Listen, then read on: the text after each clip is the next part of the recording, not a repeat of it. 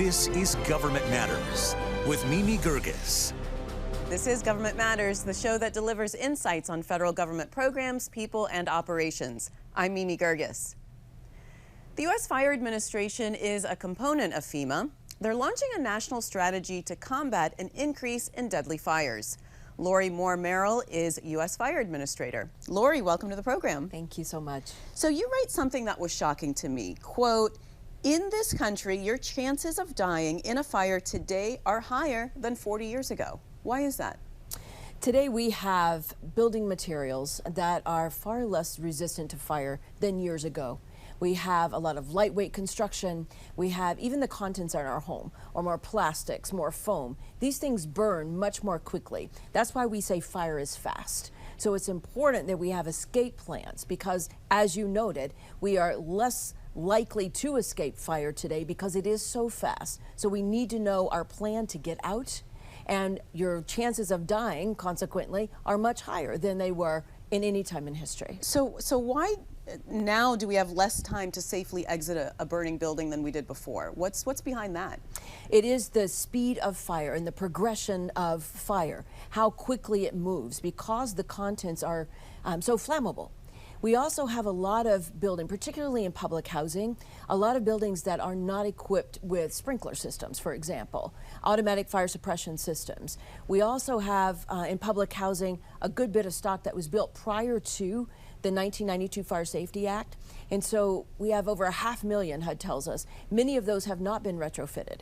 And so after 1992, most of our public housing, well, all of it, was mandated to have sprinkler systems and hardwire smoke alarms.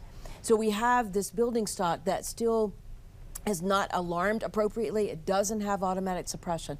And so moving quickly and having an escape plan is the best way to go. We have other safety features that must be built in, self-closing doors, for example, and having these hardwired or tamper-proof smoke alarms that are installed. Well, you mentioned public housing because fire deaths, injuries, displacement disproportionately affect communities of color and disadvantaged communities. What's behind that, and what are you doing about that? So in the country in 2022, we had 1.2 million structure fires across the nation, not to mention the 66,000 wildfires that burned, and 2,500, nearly 2,500 fire deaths, including 276 children and 96 firefighters. Disproportionately, almost 2/3 of those were in poor communities and affected people of color. And we're just talking about the fire deaths. This doesn't even talk about the toll on people who were injured or lost everything. And so we are looking into the inequities because some people would even say it's a social injustice of sorts, right? That we have to pay attention to the disproportionate impact on these communities. There's also a firefighter shortage. What's causing that? Obviously, it's a very dangerous job, but what's going on there? And again, what are you going to do about that? So we have a national strategy where the fire service has come together.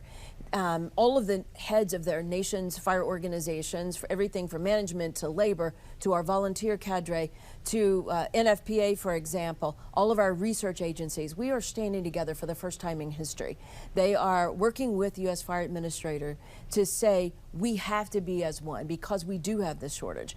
We know that we have to do better in recruitment. We're looking at part of that coming together is creating a national strategy. One of the national strategy goals is to formulate a national apprenticeship program. Look at models that have already been developed over in the Department of Labor, for example. Can we replicate that on the fire side? Because if we do not, in 3 to 5, 7 years, we're going to have a vast shortage of firefighters in this country while we are looking at increasing incident of fire. And the last thing we want is there's not enough firefighters to respond to your fire when your house is on fire.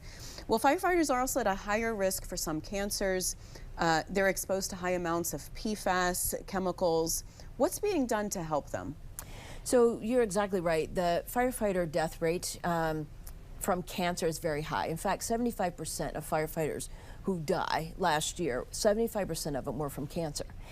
The exposures to the products of combustion that they encounter. I mentioned foams, I mentioned plastics, all of these things as they burn put off carcinogenic chemicals, not the least of which, as you said, PFAS. we have to pay attention to getting that out of our living environment, because it's affecting everyone, not just firefighters, but because they are experiencing it firsthand on their gear, and in fact in their gear. And so we're working very hard right now with our other government partners like NIOSH, for example, to look at how do we develop, and of course the industry, how do you develop fabrics to make the garments that do not contain PFAS. And so we're working very hard to address that, and also in our fire suppressant foam, AFFF, we call it, that also contains PFAS. So both of these have to be addressed going forward.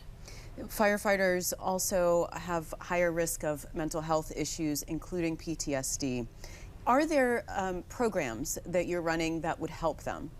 So that is, the programs themselves are going to be more outside in the industry. And yes, there are programs. The IAFF has programs. Our National Fallen Firefighter Foundation also developing a lot of materials, and others.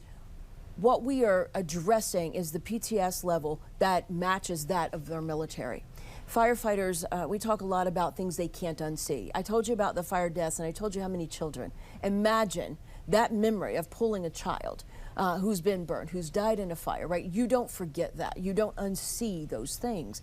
And so they carry this with them throughout a career. And that's just the least of which of the things that they see. And so we have to address this because our suicide rates are continuing to escalate.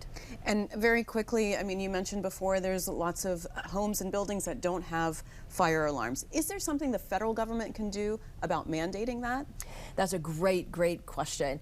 We have a couple of laws that have recently been passed. One based on the Pennsylvania fire just a year ago, where 12 people lost their lives, 9 of them children. In that home, there were smoke alarms that had either been disabled or non-existent, right? So 3 out of 5 fires in this country have smoke alarms that are either not working or they're absent. We have a new law that says, if in public housing particularly, if you do not have hardwire smoke alarms, then you must now install either hardwire or tamper-proof smoke alarms so that this no longer happens. Lori, thanks so much for being on the show. Thank you so much for having me. Thanks for watching. If you enjoyed the video, give it a thumbs up and subscribe to our channel so you don't miss out on any future Government Matters interviews.